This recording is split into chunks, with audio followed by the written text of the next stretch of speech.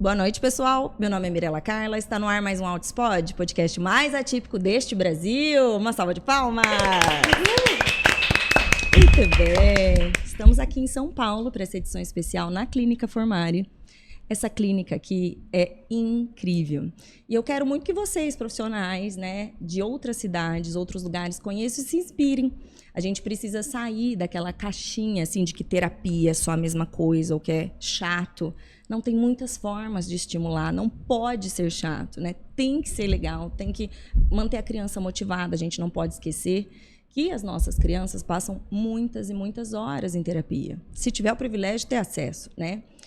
E aí, como que vai ser a infância, como vai ser a adolescência desse indivíduo? A gente sabe da carga horária que precisa, que tem que ser intensivo. Se não for legal, gente, isso não é aceitável. Não é aceitável.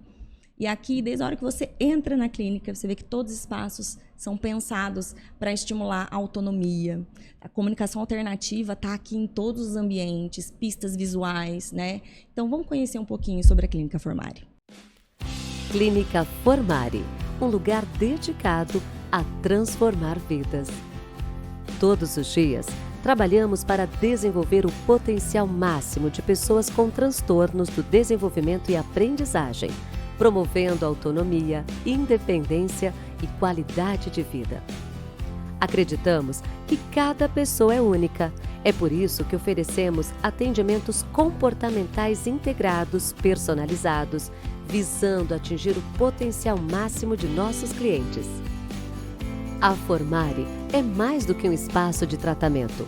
Com 6 andares temáticos e diversas terapias, proporcionamos um ambiente acolhedor e estimulante para o desenvolvimento de cada um.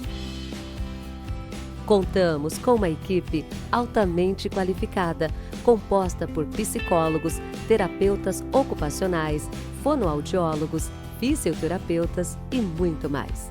Juntos, oferecemos suporte interdisciplinar aos clientes e suas famílias. Aqui, não apenas atendemos, mas também inspiramos. Agende uma visita e descubra como fazer a diferença na vida de quem amamos. E é isso, pessoal. Não deixem de seguir o perfil da clínica. Aqui eles colocam vários conteúdos todos os dias, super atualizados, né? Para ir trazendo essas pílulas de informação para a gente. Na internet, a gente encontra muito conteúdo. A dificuldade é a gente separar aí o joio do trigo, né?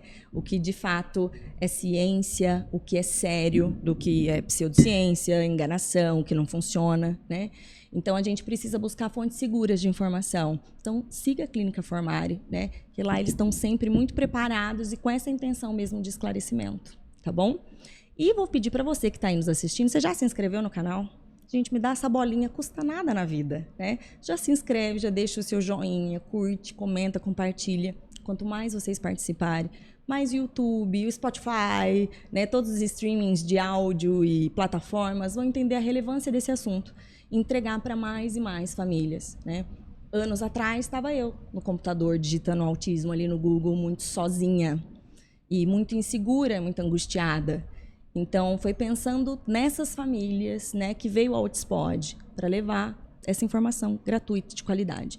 Então me ajudem aí com essa rede, né, essa comunidade Outspod. Eu conto com a ajuda de vocês, tá bom? E vamos ao nosso bate-papo de hoje, minha gente. A gente sabe que no autismo a gente encontra muito seletividade alimentar, questões gastrointestinais, questões alimentares, alergias, né? E a gente tem muitos estudos fazendo essa relação do sistema nervoso, sistema endócrino e o sistema imunológico do autista e essa relação toda. Para esse bate-papo aqui, eu tenho 2 pessoas maravilhosas aqui na mesa. Um médico endocrinologista, que tem sim uma ligação com o autismo e a gente vai entender qual é. E a outra que é uma analista do comportamento, sócia fundadora aqui da Clínica Formari. Recebam com muito carinho, então, o Dr. Túlio Coelho e Marina Trunci. Uma salva de palmas! Muito obrigada. Olá. Obrigada a você, Mirela, por abrir esse espaço para a gente. Obrigada, Túlio, por estar aqui Eu que agradeço. compartilhando aí todo o seu conhecimento na área da endocrinologia para ajudar os nossos pequenos e nossos grandes, né? Porque a gente tem aqui Isso. desde os babies até os adultos. Adolescentes, Adolescentes, adultos, enfim. E acho que é um dos grandes diferenciais, assim, até do espaço aqui da Formare de vocês. Porque a gente fala muito... É muito popular hoje a intervenção precoce, os pequenininhos. Isso. Mas e depois, né? De uma certa idade, as crianças maiores, a gente já não tem mais o que fazer com os nossos filhos. A gente não tem espaços capacitados para recebê-los, né? A gente pensou muito nisso quando a gente veio pro prédio, porque era uma dor que a gente tinha, né? E eles estão crescendo, gente. Para onde que a gente vai com eles? O que a gente vai fazer? Né? Então, a gente foca muito no trabalho social externo, na rua mesmo, desde a farmácia, shopping, banco, mercado, e a autonomia deles no dia a dia. Sim. Tem que funcionar no dia a dia, né, gente? Exato. A mãe tem que conseguir vislumbrar um mínimo de autonomia para quando eles forem mais velhos e eles conseguirem ter ali a independência de acordar, se trocar, tá frio, tá calor, como que tá a temperatura. Parece coisa Trivial, né? trivial, mas para eles é uma coisa Ah. super importante, Sim. né, gente? Ter Sim. essa noção do que está acontecendo ali no dia. Trabalhar a previsibilidade, o que eu vou comer, o que eu tenho que tirar da geladeira, do congelador para comer na hora do almoço. Então, por isso que a gente montou o apartamento, o Túlio ficou encantada, Muito né? Maravilhoso. Nunca vi nada igual numa clínica. Muito, muito bacana. E foi já pensando nisso, né? Pensando em eles estão crescendo, nossos pequenininhos estão crescendo, precisamos estar com tudo aqui organizado para recebê-los. E eles adoram. Eles adoram. A gente tem conseguido resultados bem significativos com eles lá, de autonomia, né? É que a terapia, ela tem que ser só um recorte da vida daquela criança, né? O mundo é lá fora, é a casa, é a família. Então, aquela criança funcionar só com a terapeuta ou só naquele espaço Tem muita importância. não me serve de nada, né? Eu serve preciso conseguir ter essa generalização nos espaços, né? Então, é muito importante fazer esse treinamento fora, né? A gente ir apresentando com estratégia o mundo lá fora para essas crianças, dessensibilizando, para que esses pais consigam circular por aí, porque isso é qualidade de vida, senão a gente fica assim, refém dentro de casa. Não pode ir para canto nenhum, porque a criança tem crise, desregula, é aquele estresse, aquele sofrimento para todo mundo, né?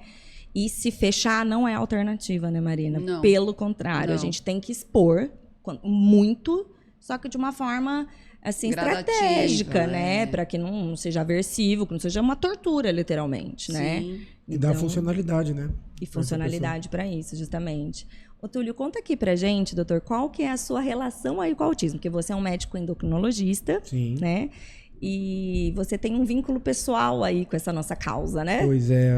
Há pouco tempo, eu tenho um irmão que mora em Santa Catarina. E há pouco tempo, meus 2 sobrinhos foram diagnosticados com um transtorno de espectro autista. Uma menina e um menino. Uma menina na qual eu também sou padrinho. E eu acabei estudando, entendendo um pouquinho mais a doença, até por conta dessa questão familiar, que na endocrinologia a gente não tem tanta familiaridade do ponto de vista comportamental e muito mais do ponto de vista metabólico. E bem interessante, bem amplo, né? Quando se fala de transtorno de espectro autista, tem vários níveis, várias coisas. É um mundo à parte para se debruçar e aprender. Para se debruçar, é mesmo. A sua sobrinha, sua afilhada, que idade que ela tem? Ela tem 3 anos. 3. E o sobrinho Miguel tem 4. tem 4. Ah, eles são pequenininhos São pequenininhos, também. são pequenininhos. Ah, achei que o E com maiorzinho comportamento- fosse mais velho. Não, 4 anos, vai fazer 5 agora no começo do ano que vem. E são comportamentos totalmente diferentes, ele e ela, com as suas peculiaridades. É isso mesmo. É que a gente sempre fala, né? Quando eu conhecendo meu filho, eu não conheço o autismo, eu conheço o meu filho, né?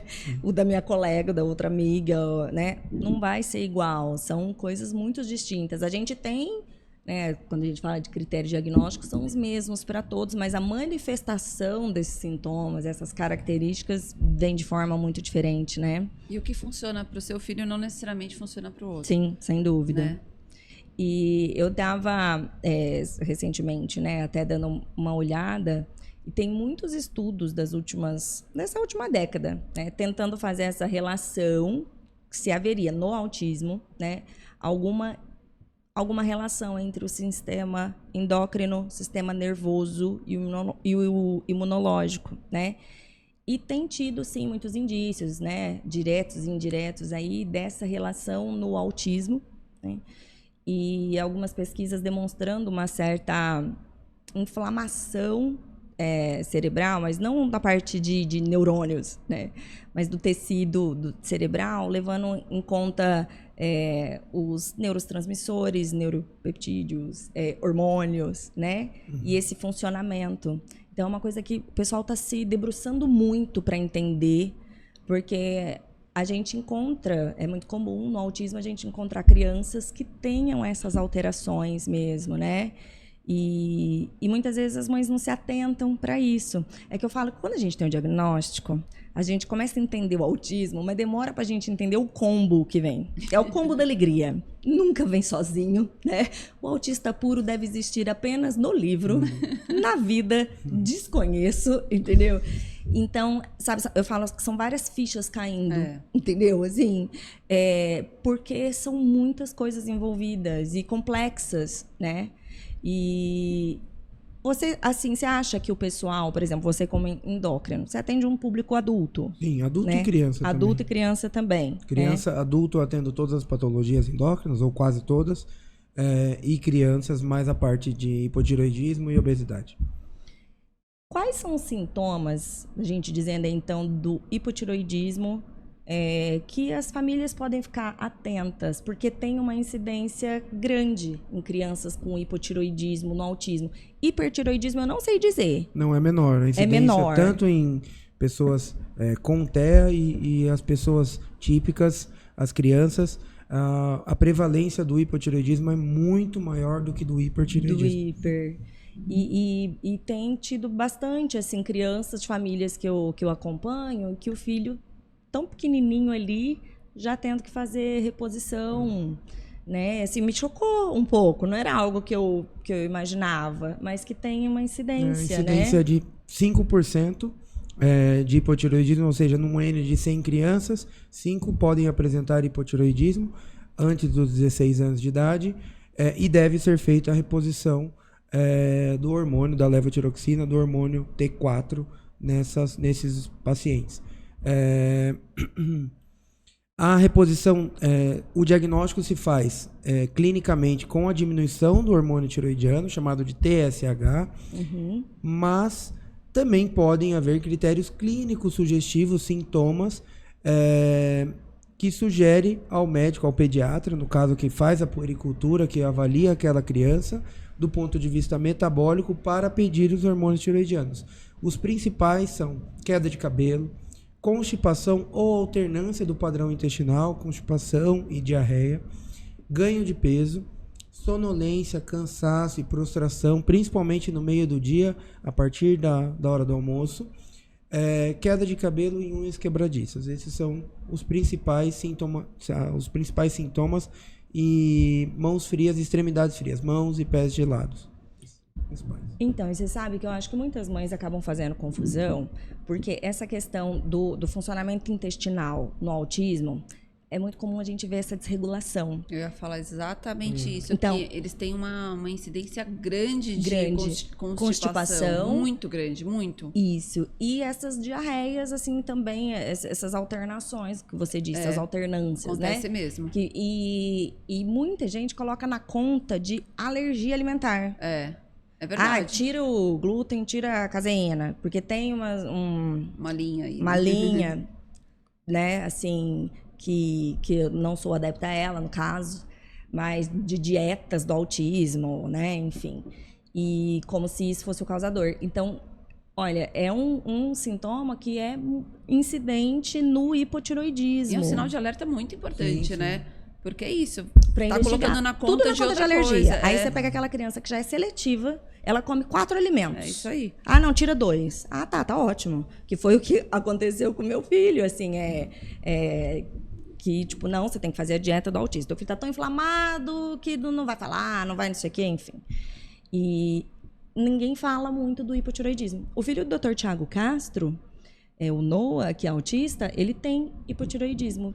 identificaram muito cedo. Mas o pai é médico, né? Ajuda, é um Isso. outro olhar, né? Isso. Mas para quem é leigo, assim, na medicina, Isso. é difícil, E às né? vezes o pai com autismo, tá tão preocupado na parte neuropsíquica da criança que acaba esquecendo da puericultura, que são os exames hemograma, vitaminas, hormônios tiroidianos, que devem ser feitos como numa criança típica.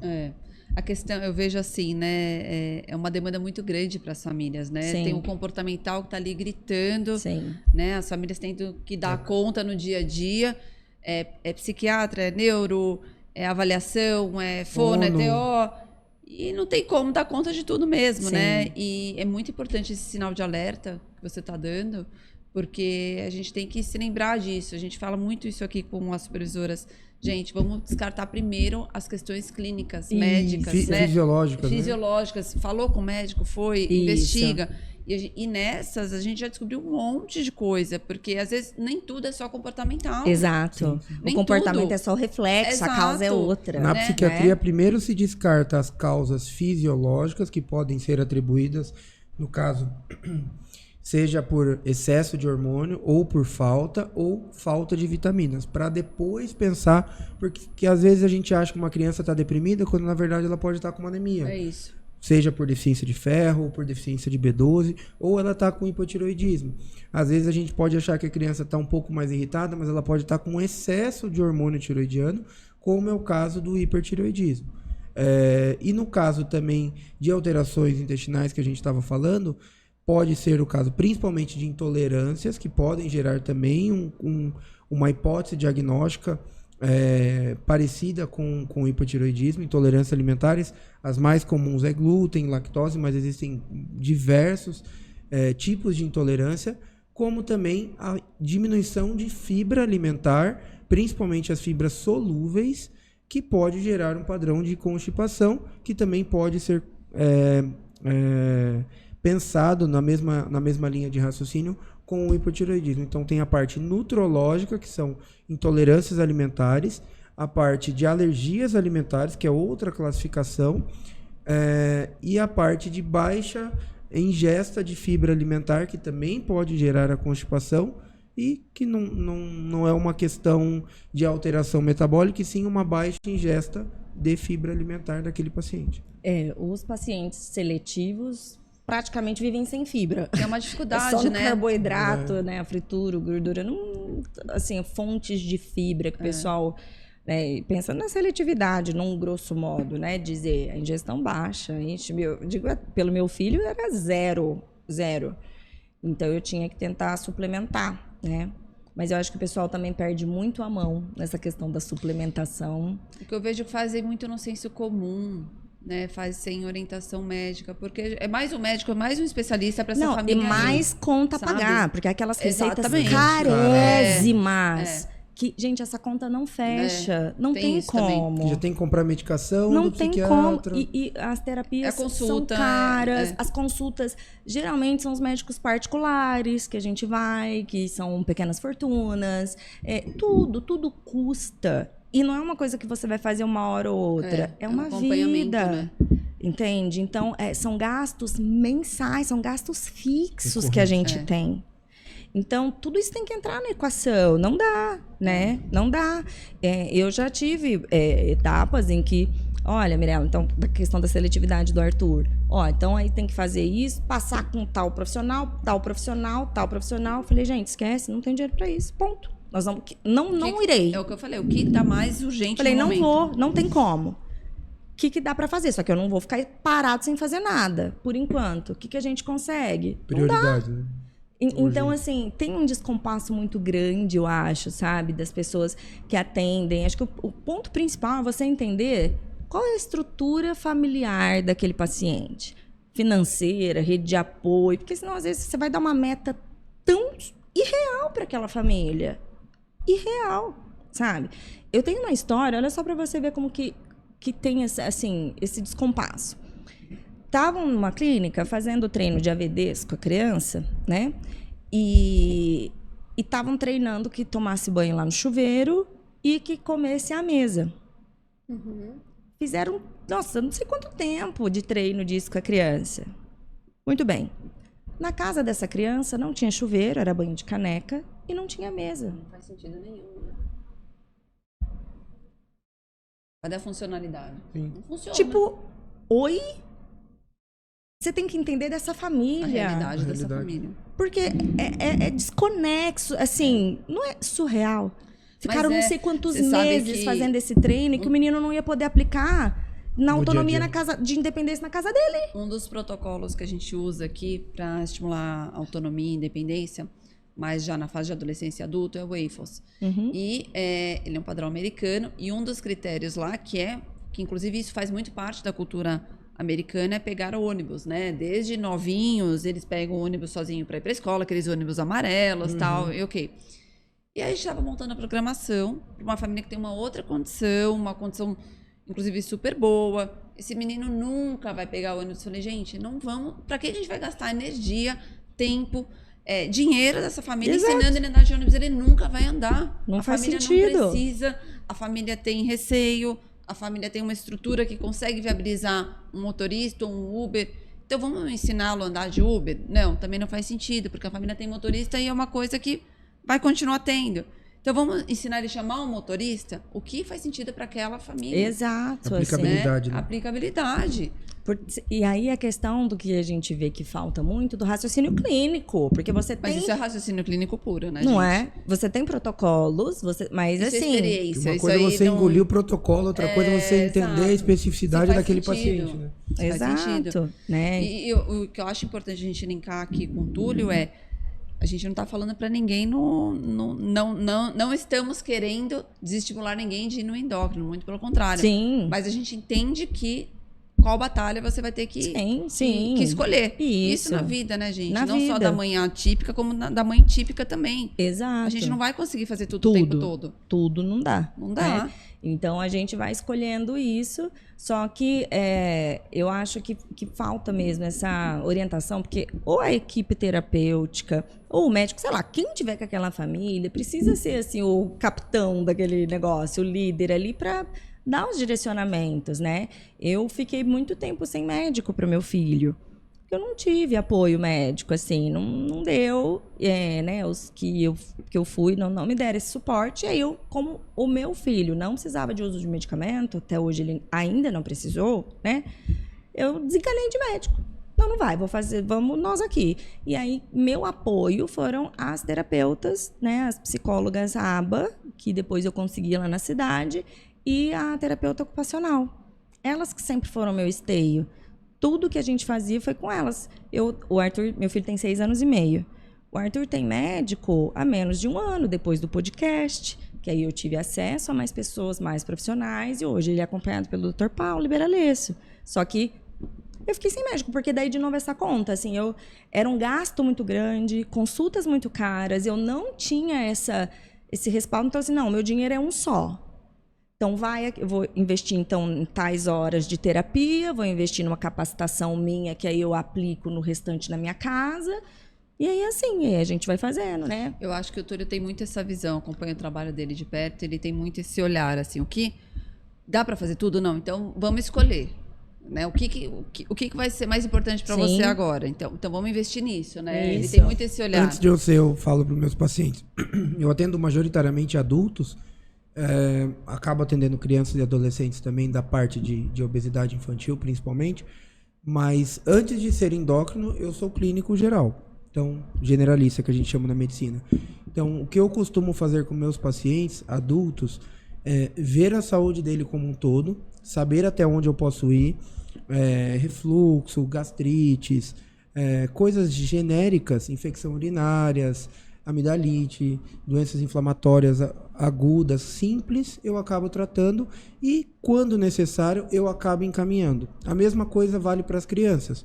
Deve haver um pediatra, que vai ser um médico generalista daquele paciente, que vai avaliar curva de crescimento, questão de desenvolvimento, com base nas faixas etárias, e também a parte fisiológica com os hormônios, feminino, masculino, vitaminas, e aí, se necessário, se não tiver na alçada dele, ele encaminha para um especialista.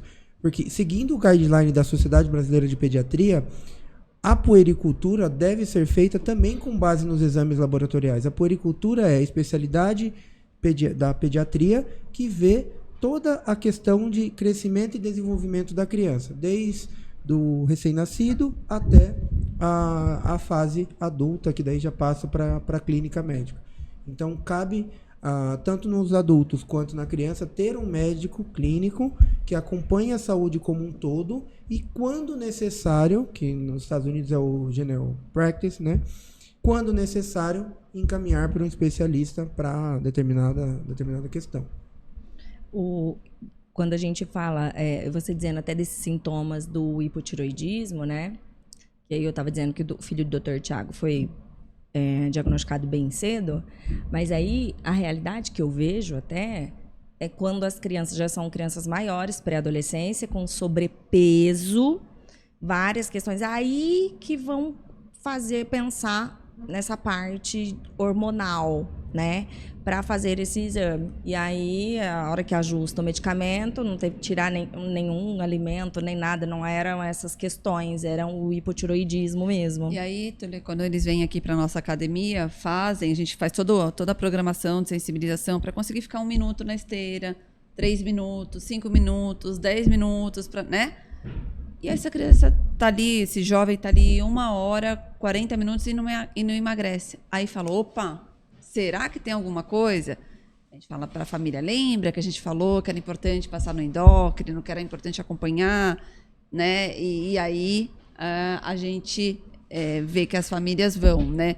E eu percebo que as das meninas vão mais cedo, porque tem a questão da menstruação, que muitas vezes as famílias optam por bloquear, e aí cada um tem uma linha, cada família tem sua decisão, e a gente está aqui para apoiar a decisão delas, né? Eu falo que eu não gosto dessa coisa, pode ou não pode, depende. Sim, isso. Tudo depende do que cada um precisa, sim, né? E então a gente vê que as famílias das meninas procuram antes, e dos meninos, quando procuram, já está num sobrepeso maior, isso. Não é uma regra, né? E tá ali fazendo atividade física, tá fazendo exercício na quadra, tá na natação, tá na hidro, tá na academia e não emagrece. Aí vai pro endócrino. E aí a gente consegue, a conta fecha no sentido de, opa, alguma coisa tá errado. Também tem a questão da diabetes tipo 2, né? Muita gente pensa na diabetes somente no indivíduo adulto, mas ela pode acometer qualquer idade da vida, inclusive na primeira infância. Porque o mecanismo existe uma expressão que está sendo muito falado na medicina agora, que é a diabesidade, né? Que é diabetes e obesidade. Como chama, Túlio? Diabesidade, que é a resistência insulínica, o aumento da insulina no quadro do aumento de peso, no quadro da obesidade ou sobrepeso, levando a diabetes mellitus tipo 2. Isso pode acometer, como eu disse, tanto na fase adulta, que é o mais comum, quanto também, perdão. Água. Vamos lá, falando bastante. Quanto também na infância. E é necessário também fazer, seja a curva glicêmica, ou hemoglobina glicada, ou a glicemia desses pacientes mais jovens, para saber se esse ganho de peso não está levando a uma alteração também de diabetes tipo 2, que é muito mais grave quando se inicia na infância, porque o prognóstico dessa pessoa ao longo da vida vai ser muito pior do que quando diagnosticado na 3ª, 4ª década de vida, que é o mais comum da diabetes tipo 2. E como os indivíduos, a população com TEA tem uma maior prevalência de obesidade, consequentemente também tem uma maior prevalência de diabetes mellitus tipo 2. E deve ser muito importante que o pediatra que acompanhe essas crianças tenha isso em mente. Qual que é a diferença da tipo 1 e tipo 2, Tu? A tipo 1 é aquela quando o nosso corpo não produz insulina. Tá. E isso geralmente se ocorre também na infância, geralmente na 1ª e 2ª década, dos 10 aos 20 anos. E o tipo 2 é quando a resistência insulínica, a insulina tem uma dificuldade da glicose entrar nas nossas células, que é a diabetes que a maior parte da população tem. 92% da população tem diabetes mellitus tipo 2. E uma incidência muito menor de diabetes mellitus tipo 1. Crianças com autismo também podem ter diabetes tipo 1, que é a doença autoimune. Isso elas não tem uma menor prevalência por ser TEA ou não. Então pode ocorrer também a tipo 1, e aí é mais grave ainda, por conta da seletividade alimentar e da alta ingesta de calorias na diabetes tipo 1, por uma questão de hipoglicemia, pós-uso de insulina e tudo mais, mas majoritariamente elas têm uma maior prevalência em ter diabetes mellitus tipo 2. A alimentação ruim, ela pode levar a desenvolver essa diabetes tipo 2. Tipo 2, exato. A tipo 1 é uma doença autoimune que o nosso próprio corpo, no pâncreas, nas células beta, diminui a produção de insulina. Certo. A tipo 2 é causado por uma resistência insulínica devido ao alto acúmulo de calorias, de ingesta calórica, seja de carboidrato, proteína ou gordura, mas geralmente se dá através de carboidrato, uma carbofilia que a gente chama, né? Alta ingesta alimentar, levando a resistência insulínica, que leva à obesidade e diabetes. Quer dizer que na tipo 1 ela vai ter anyway. Anyway, Não de tem qualquer que fazer, jeito. Tá aquela programação falha nesse funcionamento, é né? uma doença autoimune, E a assim como tem lúpus, Sim. espondilite E a anquilosante. tipo 1 ela vai ter, necessariamente vai aparecer na infância ou não? Pode aparecer Não, mais pra pode frente? ocorrer na segunda, terceira década de vida. Dentre a diabetes tipo 1, não vou usar tantos termos técnicos, mas tem a LADA, tem vários tipos de diabetes na diabetes tipo 1. Certo. A diabetes por tipo 1 é deficiência da produção de insulina, termo genérico. Aí tem várias especificações.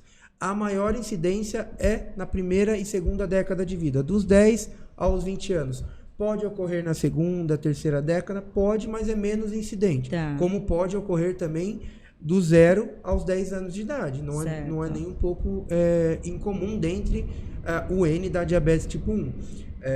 E essa criança que tem a diabetes tipo 1, obrigatoriamente tem que passar no endócrino pediatra, porque dificilmente um pediatra generalista vai saber fazer o controle glicêmico desse paciente e pode levar a lesões renais, lesão de retina, o paciente pode ter uma dificuldade, ou eventualmente até uma cegueira, devido à hiperglicemia constante desse paciente, inclusive questões de vida, que é bem perigoso.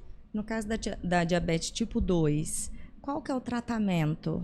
O tratamento na criança é através de, primeira coisa, e mais importante, hábitos que se faz não só na criança como no adulto. Então, hábito de atividade física e uma dieta com base, principalmente na criança com TEA, naquilo que ela consegue comer. Então, tem que ter uma individualidade do ponto de vista alimentar. Então, uma dieta para uma criança com 8 anos vai ser diferente de uma dieta de uma criança de 12 anos, e que em regiões diferentes, com alimentos diferentes, com padrão alimentar que aquela criança está acostumada a ter, associado de atividade física para ter um déficit calórico. Então a criança com diabetes ela tem que ter uma ingesta menor do que o gasto calórico, para que ela consiga diminuir a resistência insulínica dela.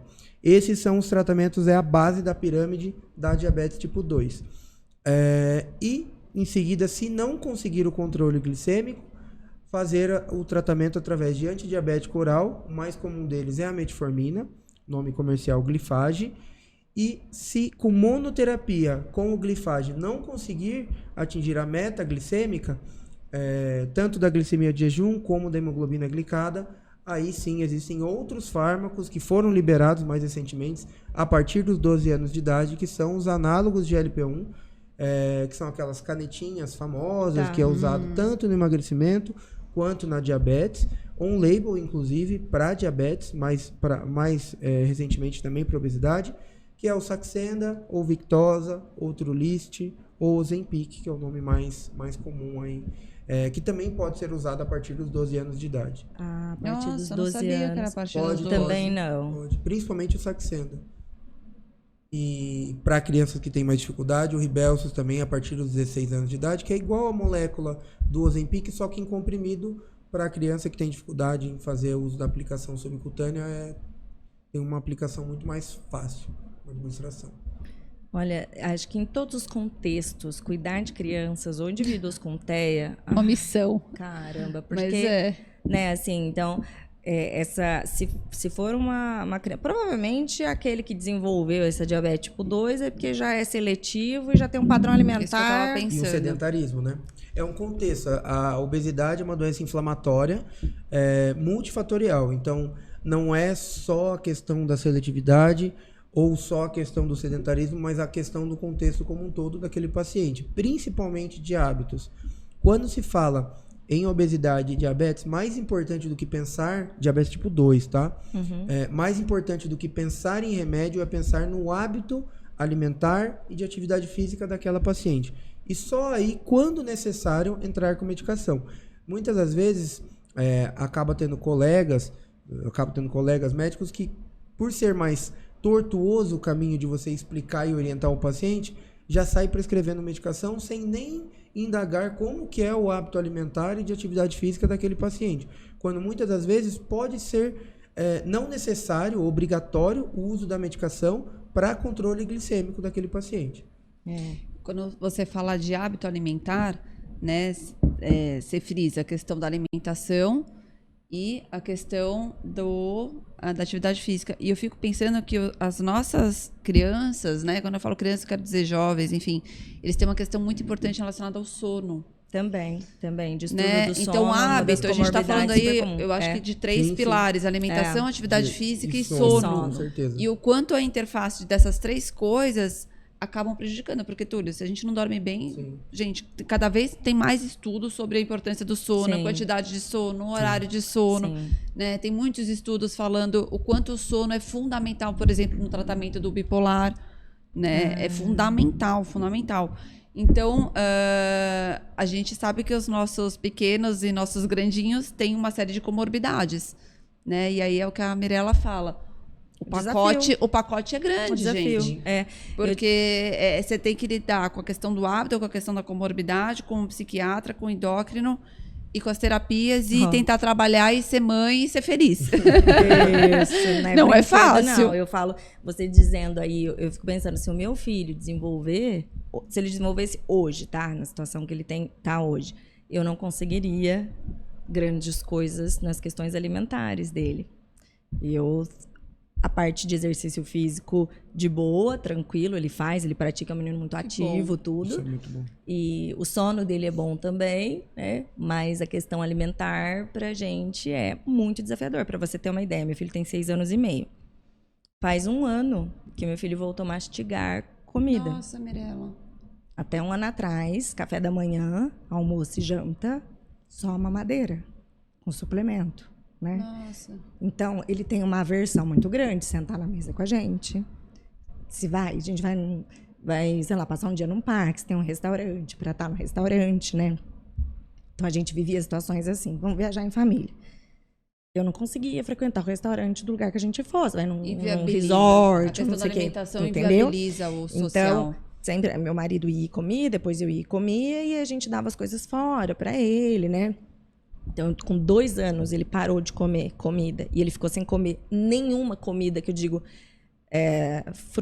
frutas também, vegetais, grãos, legumes, tudo. Nada. Dos 2 anos até os 5 anos e meio, Marina. Nada. Tinha que fazer até suplementação de iodo. Não tinha fonte de sal na alimentação do meu filho. Era do que ele aceitava de lanchinho, que é o que ele aceita ainda, né? Yakults e Danones, assim, iogurtes, né? E ainda assim, aquela marca, uma rigidez tão grande que eu fui fazendo treinos, por exemplo. Então, era o Yakult. Depois lançaram outras embalagens de outras cores. Teve todo, assim, para eu conseguir o Yakult, que é da embalagem azul, o Yakult da embalagem verde. Toma no Danone, para eu conseguir tirar daquele recipiente, ou mesmo Danone, vamos tomar no Detalhes copo. São muito importantes. É uma rigidez de comportamento que te aprisiona, né? E qualquer coisinha que você muda, percebe assim, muita sensibilidade, né? Então, ele não tinha nenhuma fonte de sal, porque era uma bolachinha de coco lá, uma rosquinha de coco, e Yakult Danone, só. E você suplementava? Isso. Aí, quando ele parou de comer, o leite já era só mais assim, sabe aquele leitinho para dormir, só de rotina, porque ele comia comida, não mastigava. Eu achava que estava ótima a alimentação dele na época, mas eu não entendia a questão dos padrões, então eu nunca consegui dar um alimento de pedaços para o meu filho. Então era sempre tudo muito, o arroz com muito feijão, caldo lento, os legumes muito cozidos e mais tipo Tudo purê, mais papa, né? papa. A carne muito picadinha, né, assim, pedaços ele, né, assim, cuspia. Sopa não. Sopa só de um padrão de textura. Tá. Então, só um creme. Porque se eu desse assim a sopa, você tem a carne, o legume, o macarrãozinho, são várias texturas para, né? Então, Sim. a carne se mastiga aqui, o legume se amassa aqui, com a língua. Ele não conseguia, então cuspia. Então, o Arthur não come dois tipos de duas texturas diferentes. É uma textura que tem que ser. Então, tem que ter aquele bolo que entra, ele sabe o que ele faz, né? Mas quando ele era pequenininho, não tinha UTEA, né? Não sabia, não era autista, não tinha diagnóstico, não era autista. E eu achava assim, uma preferência, porque eu conseguia diversificar a alimentação dele. Era sempre nessas texturas, mas comia uma pratada, sabe? Eu estava satisfeita. E as frutas também, banana muito amassadinha, a maçã raspada. Eu via aquelas crianças que pegavam a banana, descascava, pegava uma maçã e mordia. Meu filho nunca mordeu nada, ele nunca pôs algo inteiro para morder na boca. Até mesmo a bolachinha que ele come, ele quebra e põe. Ele não sabe o que fazer com pedaços na boca dele, sabe? Sim. Então nós ficamos aí muitos anos, né, sem nenhuma alimentação. Então isso dificulta muito. A minha família ficou totalmente disfuncional. Meu marido mora fora. Eu fico sozinha com o Arthur. Já, tipo assim, como o AT dele, fazendo as estimulações, não tem ajuda regular doméstica, tudo. Como eu ia fazer comida pra mim? Não vou. Aí eu ficava com leite com sucrilhos, a minha ótima alimentação é péssima. Nunca foi boa, mas piorou. Então, é uma coisa que impacta e deixa toda uma família muito disfuncional. E isso para uma mãe é o maior desespero, você não ver seu filho comendo. Muito. Eu falo tava até semana passada falando para as meninas, gente, o olhar clínico é importante, é fundamental, mas assim, não esqueça um básico. A mãe, às vezes, ela quer saber se ele comeu. Isso. Ela quer saber se ele comeu, se ele brincou, se ele foi no banheiro. Isso. Isso para uma mãe, que você não é pai ainda, mas a hora que você for, assim, a gente quer saber. Comeu? Jantou? Até hoje, quando minha filha tá longe. Você jantou? Você comeu? Ela tem 14 anos. 14 anos. Comi, mãe. Mas o quê? Mas isso, mas aquilo. É isso.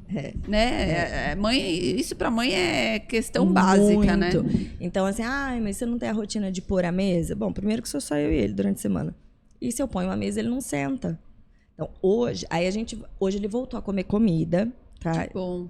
Tá comendo bem. Terapia que ajudou. Marina, fui eu. Faz anos aí fazendo dessensibilização, ele faz mas integração com suporte sensorial. baseado numa questão técnica aí, né? Mas Fono. tava muito... Não? Tava muito sem esse foco. Agora que a gente tá fazendo... Eu entrei agora de novo com uma equipe que vai me ajudar. Então, a aba para seletividade alimentar e a terapeuta ocupacional de integração sensorial. É o que eu falei no começo da entrevista aqui das batalhas. A gente vai ter muitos objetivos com as crianças e a gente vai ter que focar em o que adianta eu ficar, né? Não quer dizer que eu não vou trabalhar alfabetização, mas assim, gente, isso é a base. Isso é muito... vamos focar. Se a gente tem 2 horas de terapia na semana por conta de recurso financeiro, o que é prioridade para a família? Isso, né? isso. O que é importante para você, família, trabalhar e que faz sentido? E é isso que a gente vai focar. Porque muitas vezes a gente não tem um especialista para ajudar também, entende? Então, assim, fono, porque o Arthur fez fono quando a gente teve diagnóstico, né? Mas ele teve alta, o Arthur desenvolveu, ele tem a fala complexa, ele fala super bem, ele desenvolveu intenção comunicativa, brinca, socializa. As questões que nós temos ainda muito importantes, seletividade alimentar, que está ligada à rigidez cognitiva, né? Porque uma coisa está ligada na outra. Sim. E então, assim, a gente teria que ser uma fono especialista em seletividade, que visse a questão orofacial. Mastigação, deglutição. Não tem, assim, lá, assim, né, para região. Entendeu? Então, é isso que eu tô dizendo, assim, a gente não tem ali o acesso, né? Aí você vai Fora fazendo. isso, né? Então, aí eu fui montando um planejamento de aproximações sucessivas. Então, eu fui do farelo, tipo, farofinhas, né? Então, pozinhos, pó mesmo, coisa assim, ó. Prova, filho, o pó de Nescau. Prova o pó do Leite Ninho, só prova, né? Aí do Nescau eu consegui evoluir para o ovo maltine, que tem uma crocancinha. Aí disso, eu fui pegando um exemplo, como chama? Aquele doce de amendoim, paçoca.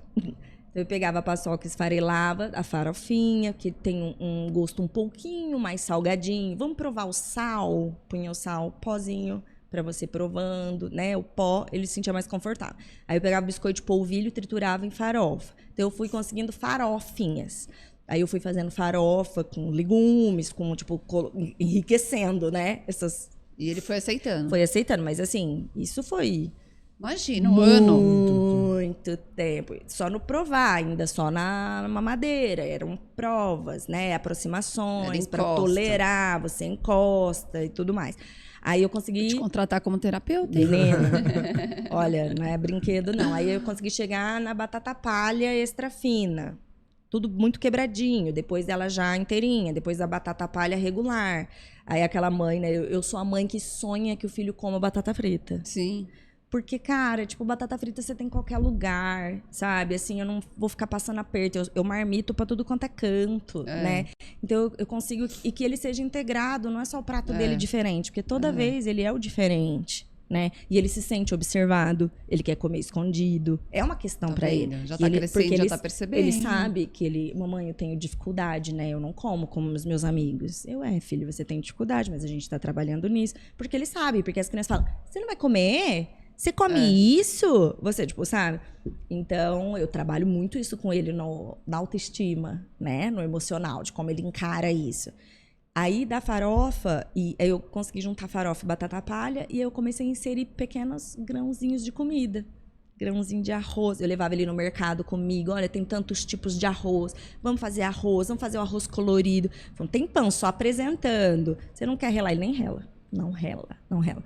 E aí eu colocava, fui aumentando o que eu colocava, um leguminho e tal. Então, hoje, nós voltamos a uma alimentação balanceada. Porque ele tá com arroz, feijão, carne, isso, frango, peixe, a carne, assim. O que eu tenho que fazer, tudo picadinho ainda? Eu ponho legumes, mais picadinho. E a carne carnezinha? Bem picadinho. Ele não come nada sozinho. Eu tenho, tá bom, tem gente. que estar eu ponho assim, ó, eu forro a colherada de farofa e batata palha, ponho a comida no meio e forro por cima. Sei. Ele não vendo? come sozinho. Ele vendo, ele sabe o que já tá no aceita prato. ver, né? Ele senta um pouco longe, eu não ponho ele na mesa com todo mundo, eu sento eu sozinha com ele numa mesinha. Ele afasta bastante e ele não come ele sozinho, porque ele nauseia. Se ele ficar olhando ali, ele vomita. Então, coisa, né? é uma coisa doida. Então, aí eu dou na boca pra ele, né? E aí agora... O que eu tô tentando? Que ele prove sozinho, tipo, vamos provar só a carne, ou então só um pouquinho na farofa, a carninha, pra você tentar, assim, mudar, né, Porque eu fico pensando assim, filho, quando a gente fizer um churrasquinho, se tiver a carninha, que é a farofinha, você já consegue comer. A batata frita, a gente pode tentar de pedacinhos. Então, minhas metas, assim, não são... a parte nutricional. A minha meta é de funcionalidade. Se ele comer uma pizza... Se ele comer um lanchinho, se ele comer um pãozinho de queijo, uma pipoca, eu consigo ir aproximando ele. Porque o Arthur nunca comeu um bolo, nunca comeu um brigadeiro, nunca tomou sorvete, nunca nem provou. Do que você falar, então, quando tem festa de aniversário, ele nunca é integrado. Eu tenho que dar comida antes, pra ele já ir alimentado. Antes ele não ficava nem perto da mesa pra cantar parabéns, né? Então, meu sonho, meu filho comer doce, não porque isso é socializar. Parte social. É você estar integrado nisso. Vamos fazer um piquenique. Eu não consigo fazer um piquenique com o Arthur. Eu consigo, assim, a gente vai no parque, no momento a gente faz um piquenique. Eu não consigo programas alimentares com ele, sabe? É sempre uma questão, né? Então, é muito, muito puxado. Mas hoje eu tô vivendo assim, pra mim tá no paraíso. Porque eu marmito, mas eu marmito assim, ó, farofa, batata palha, não é um negócio que estraga, pelo menos. Aquele calorão, porque eu fico indo nos lugares, tipo, né? Antes eu tinha que... Gente, eu instalei tomada no meu carro. Porque aí eu tinha um liquidificador pra bater as coisas com o suplemento, pra esquentar, tinha a temperatura da água. Você sabe de que eles são. É toda uma mudança é um negócio. no dia a dia da família, Aí né? eu ficava assim, pra eu não deixar de ir, então isso nunca me impediu de ir, não. Mas eu sempre fui farofeira mesmo, assim. Mochila aqui, mochila ali, porque levando tudo. Transformador, viajar... 220, 110, aqueles transformador que tem meu peso, pra levar. Ah, mas não tem copa do bebê? Tem, mas às vezes é longe. De eu fazer a mamadeira lá e chegar no quarto, já perdeu a temperatura que ele aceita. Já vou ter que jogar fora aquilo ali, não vai tomar. Se eu requentar, começa a dar o suplemento ali, ele começa, como fala? E vai talhar, fica parecendo um leite talhado, sabe? Que entupia a hora que ele ia beber, tipo... Então, assim, não dava. Eu tinha que montar toda uma estrutura de cozinha em qualquer lugar que eu fosse.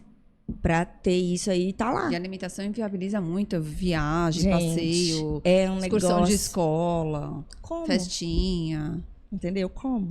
E você tá falando, eu fico pensando, né? O sinal de alerta que essas mães vivem. É viver Sim. 24 horas No fio da no navalha. limite. No limite. Eu falo muito isso pras meninas aqui, gente. A gente precisa... A gente tá com eles 1, 2, 3, 4 horas por dia. Elas estão as outras 20. A gente precisa ter esse olhar. É complicado. Porque é difícil. E outra, vocês não são terapeutas, né? Vocês são mães. Sim. Né? Sim.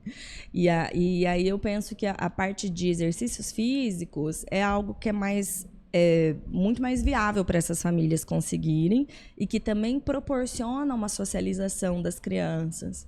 Porque aquela criança que ela é toda estabanada, ela não consegue, ela também não se integra num parquinho que ela vai, né? Brincadeira de meninada é muito correria.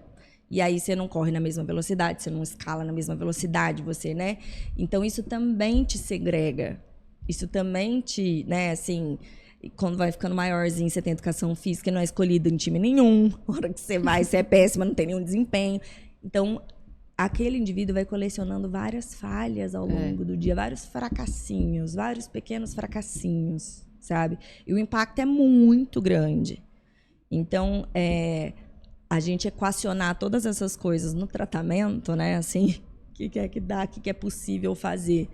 Mas hoje, e que é possível, que eu sempre falo para as mães, né? Você não vai conseguir tudo de uma vez, mas é possível. Você, né, não ponha prazo para você. Eu falo que quem tem que trabalhar com prazo são vocês que são os terapeutas. Eu não trabalho com prazo, porque senão isso me deixa mais angustiada ainda. Eu trabalho assim com metas. Então, meu filho vai voltar a comer. Não sei quando. É isso. Ele vai. Vai 5 anos. Pra mim, eu tô vendo um sonho. Eu, com 6 anos e meio, ele comendo carne, tipo, não sozinho, né? E eu lembro que quando ele tava com 4 anos, uma mãe falou assim: ó, meu filho participou do primeiro churrasco, e tem 7 anos. Aí eu pensei, talvez, então, tá bom, até aqui tá, 7 anos se for, tô no sucesso. Eu lembro de ter pensado isso, porque pra mim parecia um negócio tão... Impossível, né? Impossível. Quando eu vou sair deste modo de vida, gente, né? Mas é possível, só que é a persistência, né, Marina? Você sabe. Teve acompanhamento nutricional algum desses períodos? Ele não? Quando a gente... Mais ou menos, não assim regular, né? Quando ele parou de comer, eu fui buscar, porque eu fiquei desesperada. Porque ele parou do dia pra noite. Eu falei, meu Deus, o que eu faço? E aí uma nutricionista me ajudou bastante, eu fiz online com ela.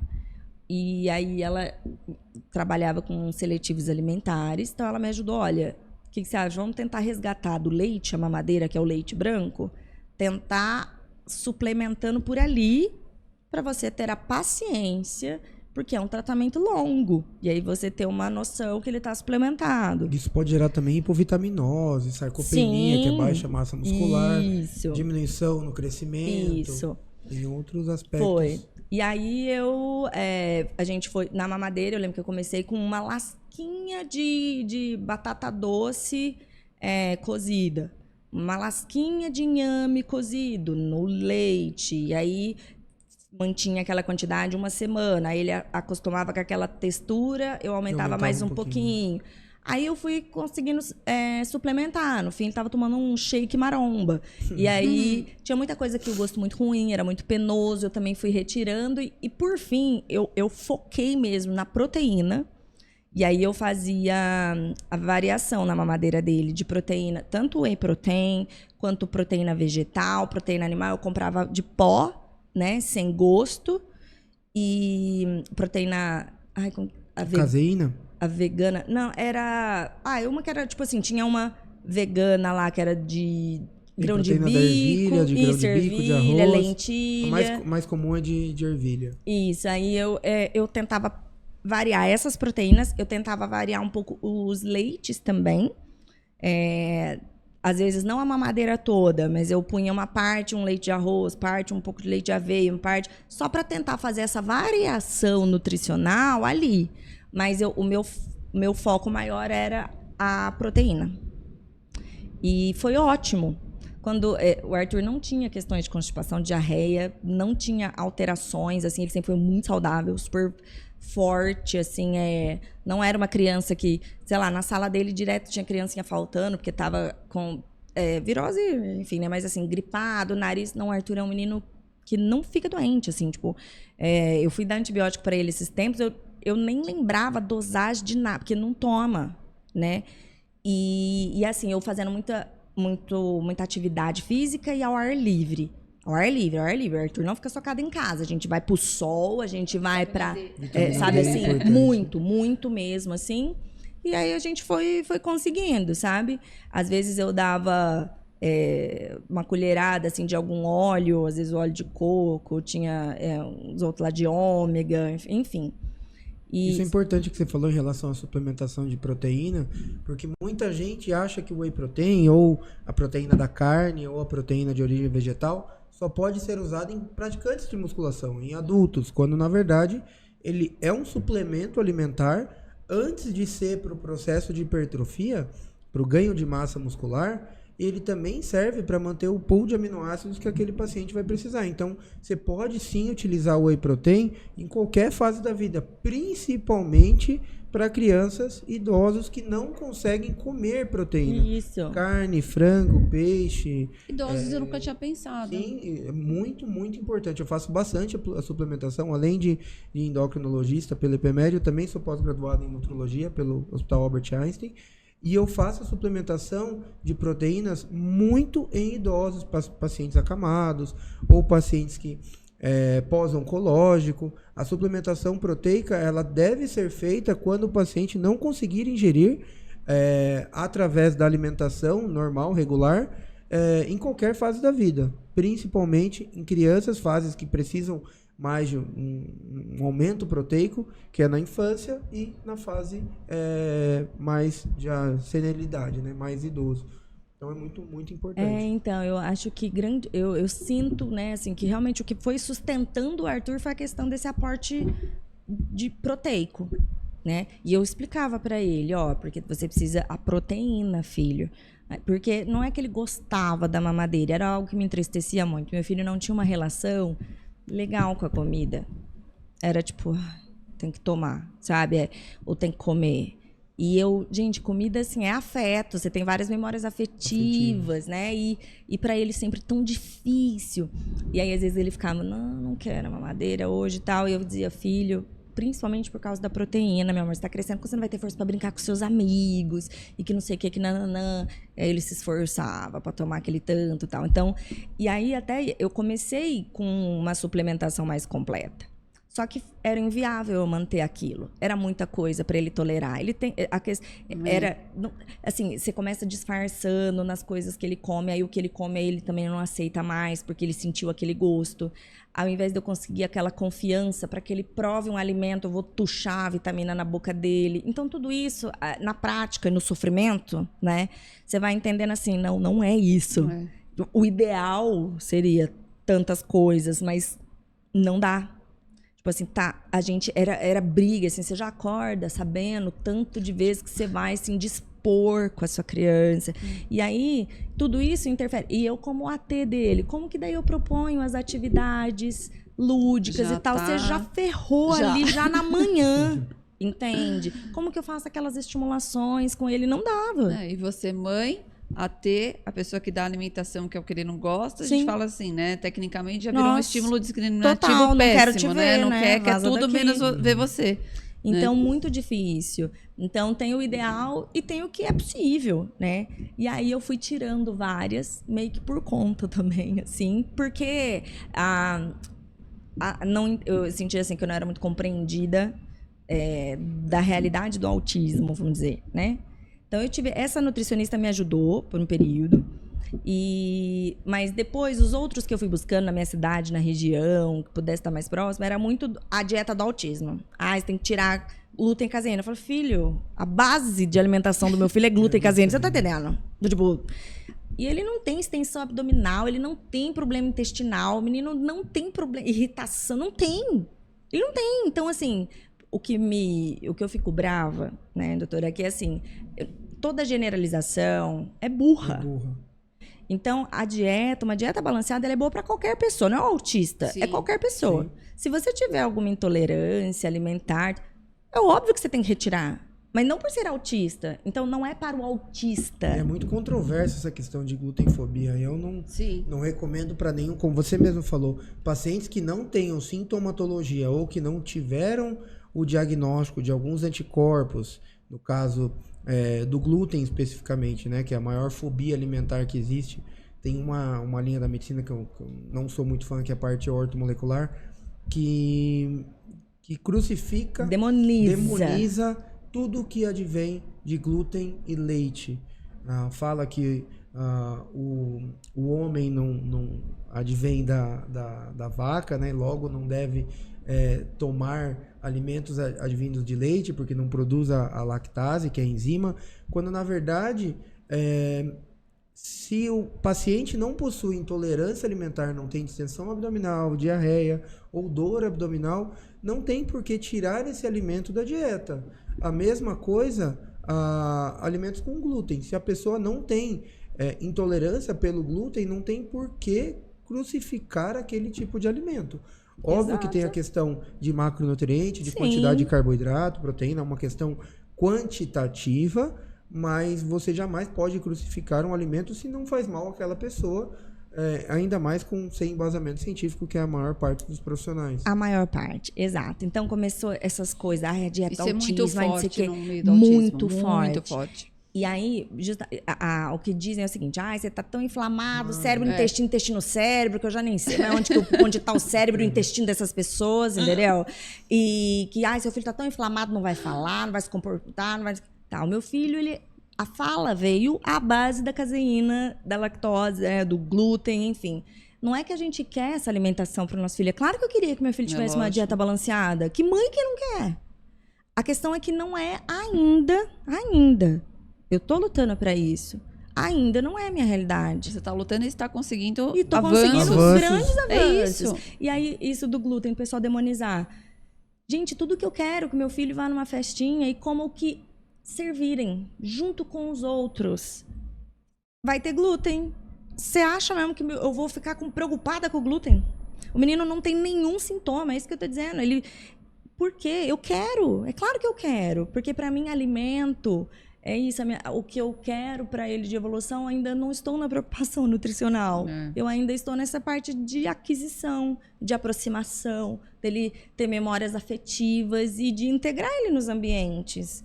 Isso é a minha prioridade. O que eu puder ir suplementando enquanto isso, para dar esse aporte para ele. Mas, de novo, eu precisei retirar coisas porque eu precisava dessa confiança e essa interação com ele para que ele aceitasse provar as coisas.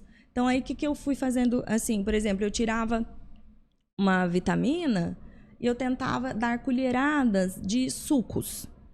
Não por conta de vitaminas dos sucos, mas os sabores, Marina. Eu pensava, não come a fruta, mas eu vou tentar aproximar para ele, né, esse sabor da laranja, o sabor de um suco de limão, suco de maracujá, né?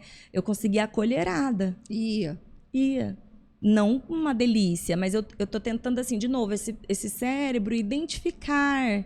Saber que existe. Porque nesse momento ele nem sabia que existiam esses gostos. Aí, a verdade é essa. Entendeu? Então, assim, e aí eu dizia pra ele, essa aqui é um suquinho de laranja, porque tem vitamina disso. Aí, nossa, é aquela coisa... E aí respira fundo, aí faz o xilique todo e tal, mas eu não engano, eu explico pra ele, filho, você tá crescendo, né? Só pra você conhecer, é líquido, você não tem que mastigar, né? Então, eu fui... Se adaptando.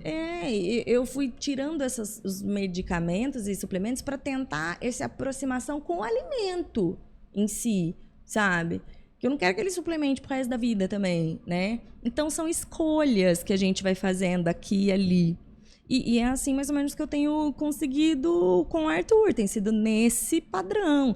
Levando em mercado, fazendo ele ver. Marina, ele vai no mercado comigo, ele faz compra junto comigo, só que ele nem pega nada de A comida. versão que ele tem, Não né? pega. Desde o tato. Não chega perto.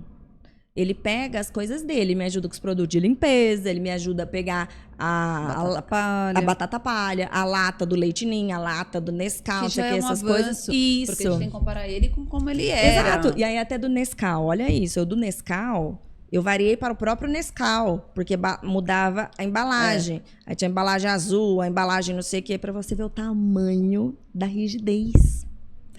Eu fui todos os Nescaus para depois conseguir ir pro Toddy. Tipo, é nessa velocidade que eu trabalho, entendeu? Meus avós são desse jeito. Se eu olhava a minha dispensa, parecia coisa de louco, porque tinha tudo quanto é coisa de pó, de leite, de Quick, Nescau, Maltine, tudo que parecia, tipo...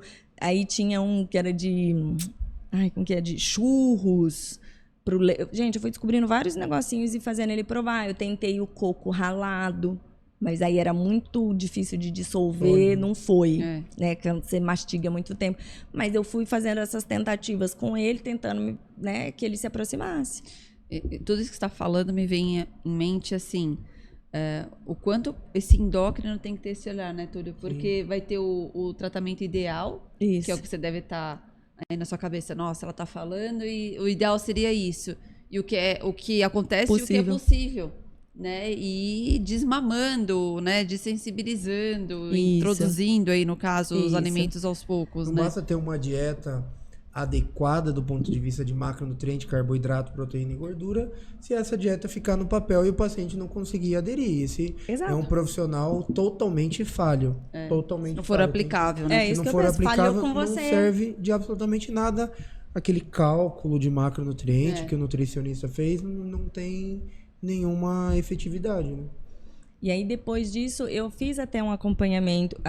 Apareceu lá em Rio Preto uma nutricionista que está trabalhando com essa parte de seletividade alimentar e tal. E aí tinha essas propostas lúdicas de aproximação de alimento. A gente foi 1 mês e pouco. Só que aí acabei tirando porque eu quis conduzir de outras formas. Porque para o Arthur, ele ainda não estava pronto para ir para um lugar só para ter contato com o alimento, entende? Ainda que fosse o de brinquedo. A resistência dele é tão grande, né? Ainda que fosse o de brinquedo. E ele sabia que ia lá só para isso. Então, eu precisava conseguir apresentar isso não naquela sala, não naquela salinha. Ia ter que ser em contextos mais genéricos, outros lugares, né? E contando como ele tem intenção de socialização, é o meu maior reforçador. Então, assim, ó, todos seus amiguinhos estão indo no restaurante tal, porque lá tem uma brinquedoteca muito legal. Ah, eu quero ir. Mas, aí a gente come lá, tudo bem? Mas aí você leva a minha comida. Não, eu levo isso e isso, mas estraga, filho. Não dá pra ficar lá e a mamãe pega de lá, tudo bem? Tá. Porque aí o reforço social dele, ele quer fazer parte, sabe? Ah, da batata palha, eu fui pra Ruffles também um tempo com o Arthur. Ele parou de novo, mas é porque não é uma crescente. Você aceita, para, é assim, ó. Não é um negócio, consegui, agora ficou. Não é. E aí eu lembro até meu argumento com a Ruffles, né, pra ele. Filho, você não quer ir lá? Tem um parque aquático perto de Rio Preto, no Hot Beach. E eu assim, filho, mamãe não vai marmitar lá. Tá, o sol que vai estragar tudo, que não sei o que nananã. Lá tem Ruffles. Beleza? Aí... mamãe, mas eu não quero comer na frente das pessoas. Não tem problema, a gente vai nós dois pra um cantinho pra comer. Porque eu falei, eu acho que lá a gente consegue o biscoito de polvilho e Ruffles. Então, aí esse apelo, mais do que a terapia em sala ali, assim, sabe? Mas agora, essa nova abordagem que eu tô fazendo com ele, agora ele já está mais pronto. Aí agora a gente vai iniciar. Estou muito animada. Inclusive, a gente vai fazer uma refeição sempre na semana nesse espaço dessa clínica. Que a minha tentativa é até, pelo menos, que não seja só eu para dar o alimento. Você precisa sair um pouco desse outra papel, pessoa. né? Porque você é mãe Um dele, alimento né? que ele consiga sozinho? Só. Líquido ou semipastoso? Ele sozinho? O Danone, O Yakult, o Danone, ele come sozinho, o Yakult E a Ruffles, ele pega? a Ruffles ele tava pegando, agora parou de novo. O biscoito de polvilho, ele come muito bem, ele gosta. No pacotinho. Eu consegui para pedaços, né? Então ele mesmo quebra Ótimo. e come, mas já saímos do farelo, porque eu ficava falando de novo, ó, nós vamos tal lugar, como que nós vamos, filho? Lá leva, mas o farelo murcha, meu amor. Se a mamãe levar de saco, fica bem mais fácil, aí pode ser. Então eu fui conseguindo sempre no reforço social, para ele participar, porque ele quer estar com os Aquelas amigos. bebidas lácteas, você já pensou em dar? Então eu ainda não consegui, porque de bebida, o Arthur tá só com água. Os suquinhos... Bebe bastante água? Muito, E o Yakult? muito. Ah, é, Yakult. Tem o Iopro, aqueles... Não só o Iopro, tem Eu várias sei. marcas. Só que dá muita diferença do Yakult para aquele.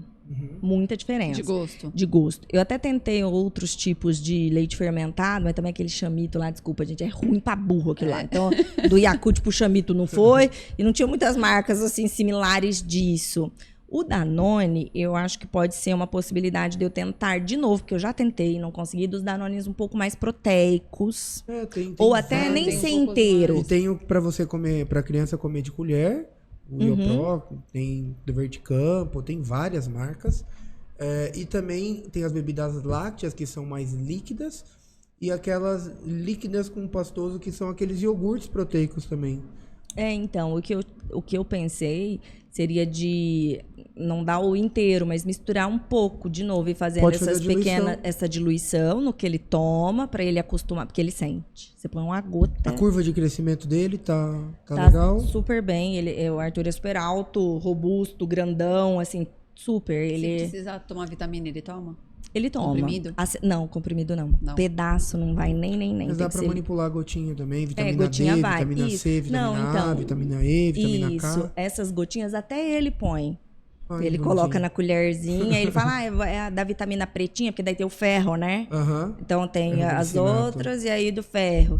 Então, assim, como ele hoje compreende, ele entende que a alimentação dele não é legal, mas ele tem muita dificuldade. Mas que bom que ele aceita também tomar essas vitaminas. Isso, assim, então agora- isso é Questão uma- de micronutriente, ele consegue... Isso, então agora eu tô conseguindo de novo, mas de novo com essa confiança, porque eu tive que parar, porque antes era só forçada, eu não conseguia nem me aproximar. Agora eu criei um vínculo muito forte de confiança dele comigo, né? Só que aí agora é essa etapa de colocar mais pessoas como intermediários também, porque senão só eu. Só você. Né? Quando eu não tô.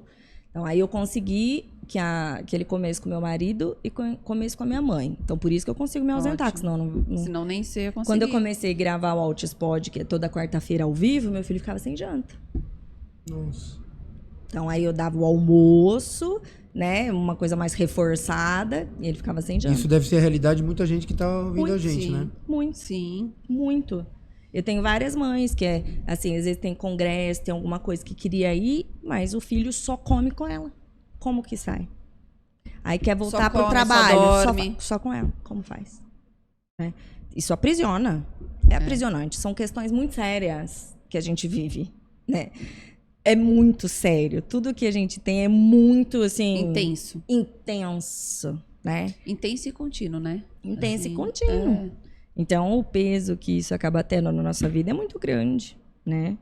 Mas eu agora, eu quero de novo colher, faz muitos anos que eu não colho vitaminas do Arthur, fui fazendo meio que no olhômetro das coisas, mas eu preciso de Ele novo. acompanha com um pediatra que faz os exames de sangue e tudo mais. Não. Vai levar a bronca do Túlio, hein? Muito importante. Né? Não, eu tô sem acompanhamento. Tanto para não só para a parte hormonal, né, como a gente falou de glicemia, de diabetes, disfunções tiroidianas, seja eutiroidiano, que é a pessoa normal, ou hipertiroideu, mas também de vitaminas. No caso da primeira e segunda infância, vitamina D, principalmente, que é um hormônio, a vitamina D tem mais de 3.000 funções, atuando principalmente saúde do osso, que ela é mais conhecida, né, para osteopenia, osteoporose, saúde tiroidiana, saúde intestinal e principalmente sistema imunológico. A vitamina D, o déficit de vitamina D foi muito estudado no Covid, né, em 2020 e 2021. Principalmente tem um estudo muito robusto com o N grande da Universidade de Turim, que pacientes, principalmente idosos, que possuíam baixa vitamina D, hipovitaminose D, tinham um prognóstico muito pior de vir a óbito quando tendo o Covid, estudo inclusive pós-mortem, em região de Turim, no norte da Itália, foi um dos lugares que mais morreu gente no mundo de Covid.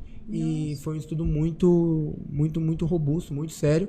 E hoje, graças ao Covid principalmente, muitas pessoas estão suplementando a vitamina D, lembrando que a exposição ao sol se dá podendo aumentar os níveis séricos de vitamina D, mas também tem uma questão do aumento de incidência de câncer. Então, o ideal não é se expor ao sol para ter a vitamina D, e sim suplementá-la para evitar risco de melanoma, câncer de pele, uma série de malefícios do ponto de vista dermatológico por conta da vitamina D. Então, eu faz um tempo que eu venho fazendo a suplementação aleatória, sem a dose do que B12 você suplementar. suplementa? Agora eu não sei, Agora eu não sei, depois eu vejo, te falo se eu tô. Mas agora eu preciso ir atrás. Já até falei isso, o Arthur já tá até sabendo que ele vai ter que fazer de novo os exames de sangue, vai ter que colher o sangue pra gente ver. Vocês viram isso agora aí. que para coletar exame de sangue chegou no Brasil recentemente, tem menos de um mês, aqueles óculos 3D para criança que tem Legal. dificuldade em fazer coleta de sangue. Inclusive eu apresentei, hoje é domingo, antes de ontem para uma paciente minha que tem um filho com autismo, para coletar exame de sangue laboratorial. A criança coloca um óculos 3D que faz uma espécie de um joguinho de um personagem falando o que vai ocorrer e deixando lúdico o processo, e ela não vendo o enfermeiro ou técnico de enfermagem fazendo a coleta de sangue daquele paciente.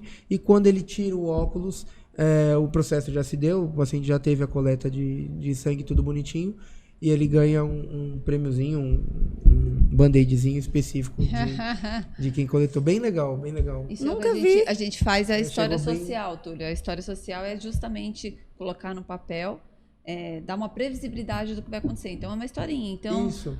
Arthur, você vai no laboratório, sábado você vai acordar, a mamãe vai com você no Isso. laboratório, depois, chegando lá, a mamãe vai abrir a ficha, vai chegar uma pessoa pra ver o seu bracinho, vai tirar o sangue e tal, e depois, sei lá, vai no parque, vai encontrar os amigos, Isso. né? Então é mais ou menos isso, de uma forma muito mais interativa e muito mais gostosa, né? Tecnologia ajudando aí.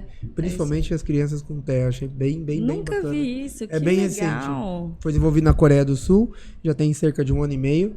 E chegou, que eu saiba, no Hospital Albert Einstein, onde eu fiz nutrologia, há cerca de 1 mês e meio. E já está sendo adquirido aí pelos laboratórios. Bem legal. Muito legal mesmo.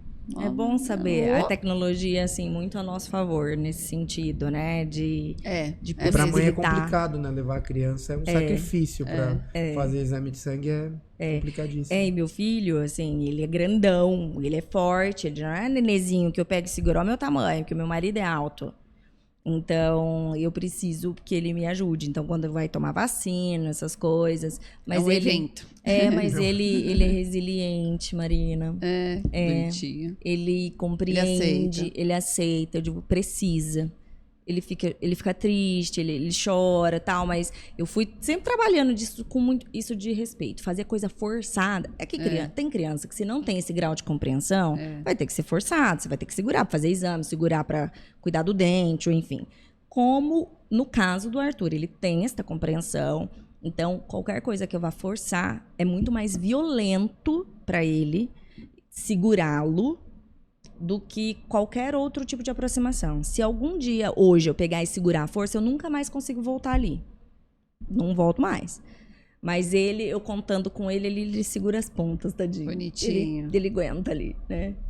Mas é isso. Assim, é tão complexo o autismo, né? De novo, o pequeno combo da alegria, que a gente só vai tendo a ideia. Não sei nem se é bom ou se é ruim, mas se a gente acho que já soubesse disso de uma vez, aí eu acho que daí a gente não levanta, sabe? Então, essas fichas vêm caindo, né? Aos poucos, conforme vem surgindo essas dificuldades, né? Então, acho que talvez a ignorância às vezes é uma bênção no começo, sabe? Só porque, cara, você fica assim, meu Deus, onde foi largar meu burro, né? A gente nunca se sente preparado o suficiente, né? Mas, enfim. Eu gostaria muito de agradecer a presença de vocês. Doutor, foi muito bom conversar eu que com você, agradeço. né? Espero que as pessoas fiquem mais alertas com essas questões, essas alterações metabólicas, endócrinas, né? E esses sintomas, porque no autismo a gente vê também muitas receitas de bolo, verdades absolutas. Ah, é isso, é aquilo. Adorei que você disse, o depende. É. Isso é bom ou é ruim? Depende. Eu falo Isso muito serve ou não serve? isso. Depende. Depende para cada caso. E Exato. tudo depende mesmo. Não dá para você fazer um recorte, né? Recorte. É isso mesmo. Então, pessoal, fiquem ligadinhos. Já se inscreve no canal para não perder nenhum episódio. Tem muito conteúdo bacana sendo preparado para vocês. Um beijo. Tchau, tchau.